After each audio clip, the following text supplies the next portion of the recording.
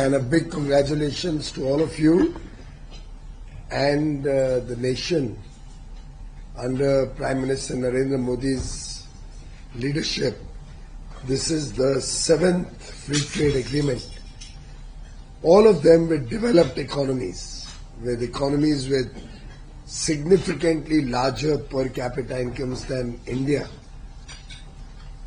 demonstrating that we are expanding trade relations rapidly with countries who complement the Indian economy rather than compete with India.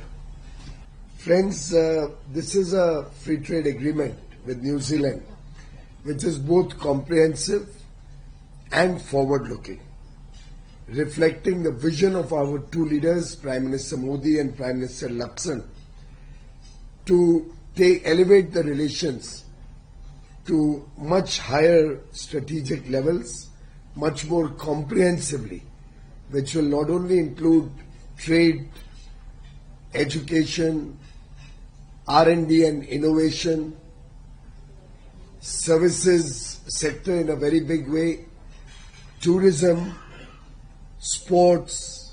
It's a very multifarious engagement, particularly to benefit our farmers and dairy through technical collaboration, which will help them upgrade quality, productivity, and therefore the incomes of our farmers and dairy persons. Friends, it's a historic and landmark FTA because it's not only concluded in a record time of 9 months. With a developed economy, we are all aware it usually takes much longer. But more importantly, it has 2 or 3 very interesting elements. One, it is our first FTA which is led by a completely almost non-men team. It's a women-led FTA. The chief negotiator was our senior colleague, Joint Secretary Petal. All the track leads were largely women, and I must compliment our women of substance taking a lead in finalizing this agreement. Thank you very much. It's also our third FTA with a Five Eyes nation: Australia, UK, and now New Zealand. We are soon going to launch discussions for the terms of reference with Canada also. And we are already at an advanced stage in our discussions with the USA. This reflects the growing strategic importance of India in world geopolitics. One must also recognize that this nation, with a smaller population, smaller GDP, has high growth potential. Our current trade being a small proportion of their overall trade in goods and services, the upside that is available for us is very huge, both in goods and in services. And having gained access in a large number of service areas, including audiovisual, and 100% access in goods, we see tremendous potential for doubling this trade in the next 5 years, possibly greater than doubling this trade. And our complementary strengths between New Zealand and India, whether in agri-tech, whether in food processing, whether in clean energy and renewable energy, whether through mining, whether through our talent and skills of our young professionals, opportunities for dual degrees and setting up campuses of prestigious universities in India, while also encouraging Indian students to go to New Zealand and gain high quality education, and promoting MSME manufacturing in India.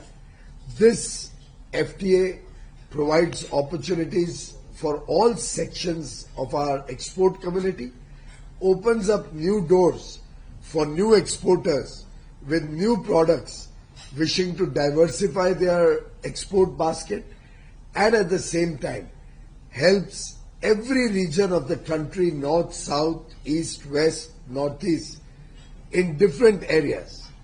It has some very interesting new elements of technical collaboration in fruit cultivation, in honey production, and other areas, including dairy, where they will bring latest modern technology to India to help our farmers, our dairy persons increase their incomes.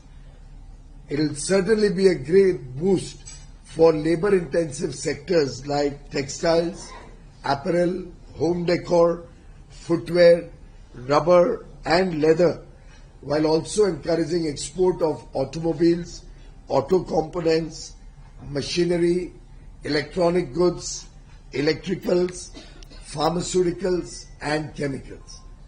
This shows you the wide range of products that will benefit, particularly areas where either there were high duties or some areas where there were barriers to trade, which we have both agreed to simplify and smoothen for faster access to their market.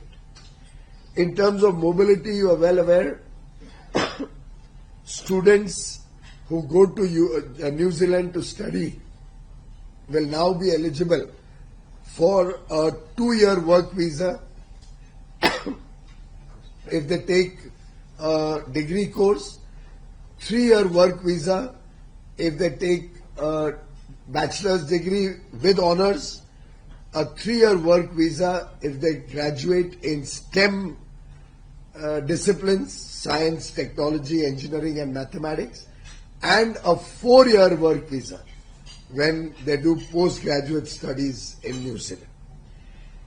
It's also interesting that almost 5,000 of our professionals who are yoga instructors, chefs, Ayush professionals, IT or educational teachers, nurses, caregivers will get professional visas for serving the New Zealand economy. We have also been able to open up 118 sectors, which will also give us an opportunity to participate in tourism, IT, telecom, audiovisual, etc.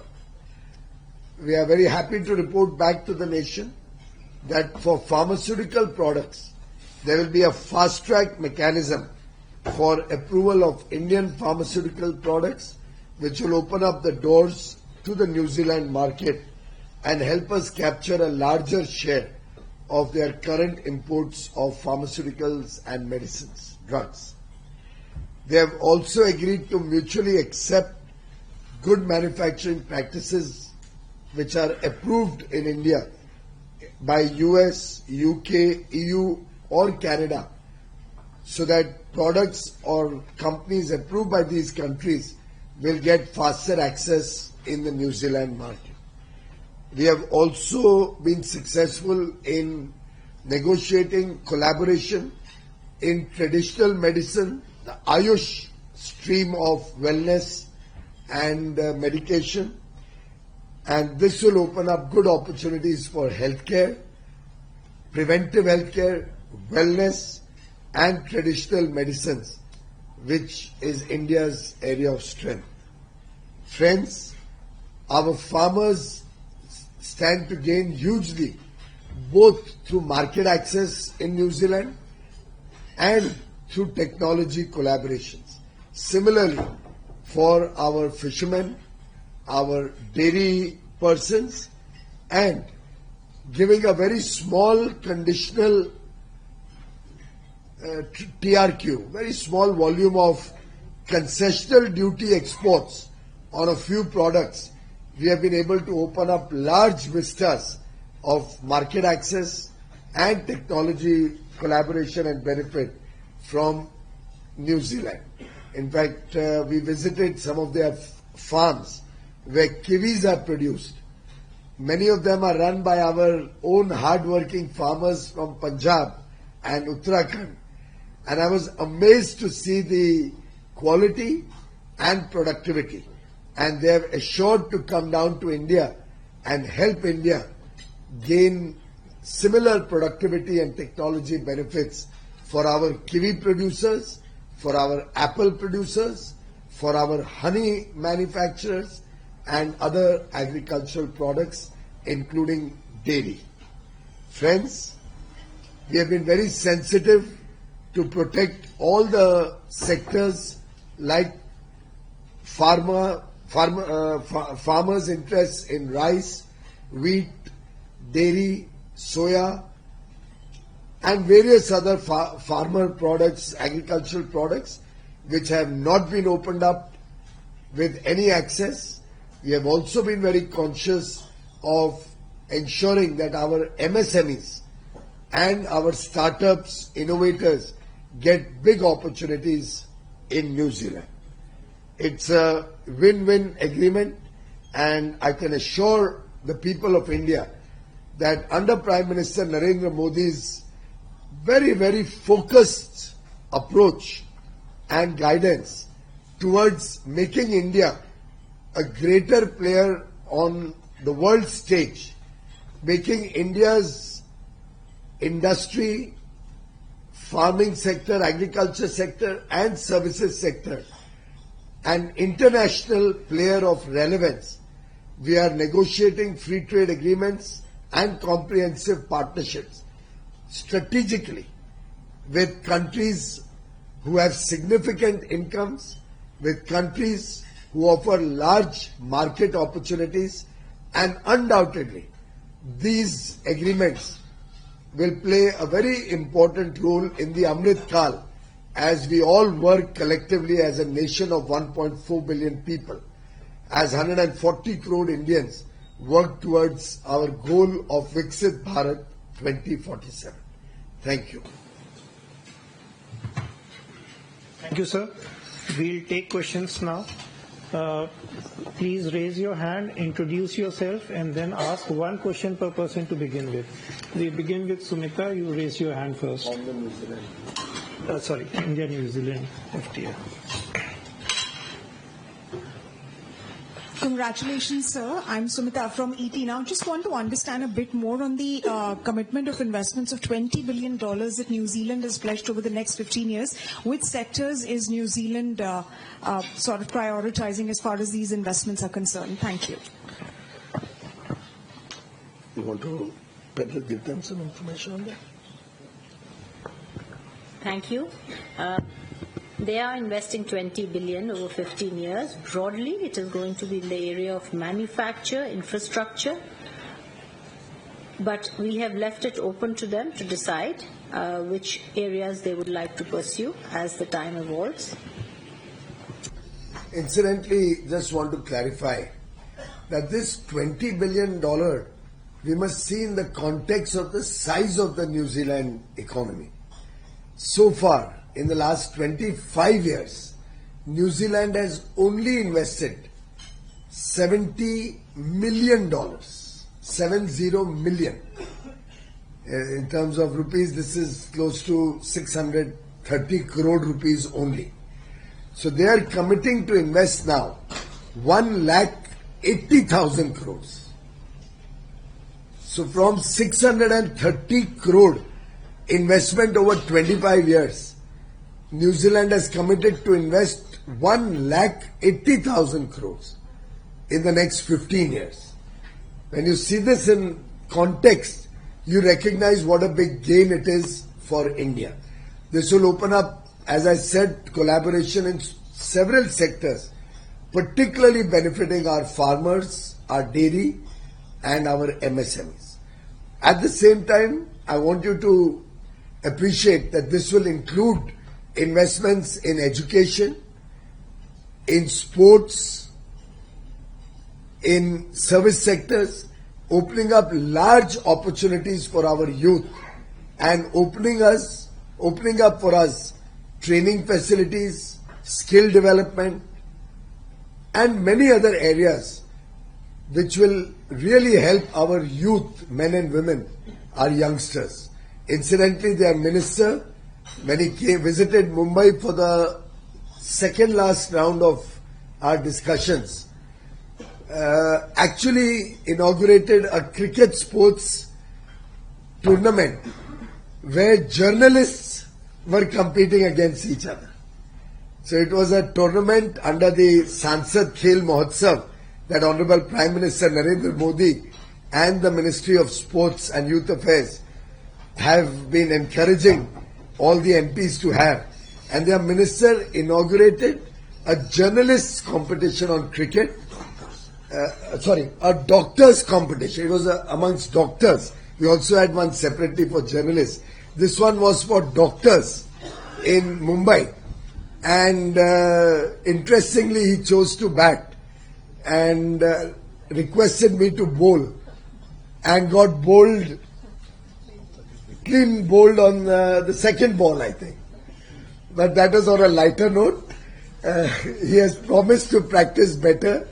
I have promised that I'll have to start learning cricket, which is not a sport I am very good at. And we're going to do one more match to celebrate the free trade agreement. Why I mention this, ladies and gentlemen, is that we are making a pitch for Olympics in 2036. We already have the Commonwealth Games in 2030. Sports will be a big area of collaboration and investment from New Zealand. And I would encourage Indian young startups and youngsters who are looking to go into the sports fraternity to look at this agreement very carefully and take interest in this. Lakshmanji. Yes, I would very much like to clarify. This is similar to the free trade agreement with the EFTA countries, the TIPA with EFTA countries, Switzerland, Liechtenstein, Norway and Iceland. This will be only in terms of FDI, long-term sustaining capital. It does not include FPI or FII money into stock market investments, which can come and go. This is FDI investment, sustainable long-term investment, and with a clawback clause similar to EFTA nations, that if they do not invest, there will be a clawback of benefits. Sir मैं लक्ष्मण से NBC आवाज से ये free trade agreement होने के बाद New Zealand के साथ हमारा bilateral trade certain time frame में 5 साल या 10 साल में कितना बढ़ जाएगा अभी के मुकाबले? 5 साल में आज के दिन जो निर्धारित किया हमने सोचा है कि आज के ट्रेड को हम डबल करें, गुड्स और सर्विसेज दोनों में, यानी $5 बिलियन तक लेके जाएं बायलैटरल ट्रेड को, द्विपक्षीय व्यापार को. लेकिन जो मैंने अनुभव किया है, बड़ा बिजनेस डेलीगेशन लेके मैं न्यूजीलैंड गया था और उनका भी बड़ा बिजनेस डेलीगेशन भारत आया. आपसी संबंध बढ़ाए गए, आपसी वार्तालाप भी हुआ है और दोनों तरफ के उत्साह को देखते हुए मेरा अनुमान है कि शायद 5 बिलियन से ज्यादा हम 5 साल में अचीव कर लेंगे और आगे चल के 10 साल का अगर हम परिप्रेक्ष्य देखें तब तक उनकी एफडीआई इन्वेस्टमेंट्स भी आनी शुरू हो जाएगी. उनके मन में ये भी है बड़े पैमाने पे यहां निवेश करके अपनी टेक्नोलॉजीज को भारत में लगाना और उसके माध्यम से पूरी दुनिया की मार्केट में भारत से अपने सामान को बेचना या अपनी सर्विसेज को लेके जाना. तो न्यूजीलैंड के द्विपक्षीय व्यापार में तो बढ़त आएगी, लेकिन इसके कारण बाकी देशों में भी हमारा निर्यात बड़े पैमाने पे बढ़ेगा. Hi sir, Amiti from the business line. Sir, like in all the other FTAs, we have managed to protect our dairy sector in the New Zealand one as well. I just wanted to understand the significance of the side letters, sir, since there is one on discussions on dairy. Well, it's just that if we ever give dairy concessions, and you are all aware we have not opened up dairy in a single FTA for anybody. They were concerned that if we open up dairy for some other comparable economy, where the per capita GDP is similar the size of the economy is similar, the dairy production level is similar to New Zealand, then at least they should have an opportunity to discuss with us whether we can extend similar benefits to them. A, India is never going to open up dairy, so that concern really doesn't matter. B, it's only a consultation, no commitment. Incidentally, we have also done an agreement to promote greater investments, that they should bring their raw materials or ingredients to India, process them and create high quality dairy products in India, and 100% of that will be re-exported from India. What I just mentioned about investment flow. That way, this will help us not only increase exports to New Zealand, but their investments will help us to increase exports and become a dairy exporter to other parts of the world. And that will be through a fast-track mechanism. We would like to fast-track investments coming in for the purpose of re-export. Shruti. So I just wanted clarity on the mobility thing. The 5,000 visas, these are temporary visas over and above what we get in the mode 4 right now? Yes. That's right. The mode 4 visas that we get is for provision of services under the 118 sectors that we have opened up. These are sectors which are traditionally not there in the opening up of 118 sectors. Like if a lot of Indian restaurants all over the world, including in New Zealand, particularly in their tourism places.